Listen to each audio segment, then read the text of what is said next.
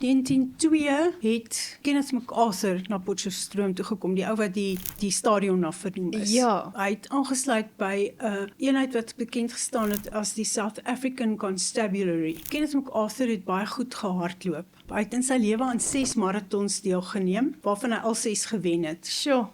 Hy was Potchefstroom se eerste celeb superstar. Wow.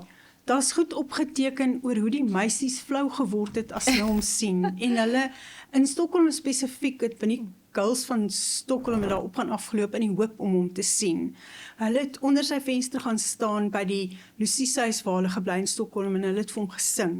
Oral waar hy gegaan het, was almal flou oor hom. Onder andere het hy in een plek in Stockholm met die Prinses Marie van Stockholm was hulle in dieselfde kafee gewees en sy is toe gevra om aan hom voorgestel te word en so aan.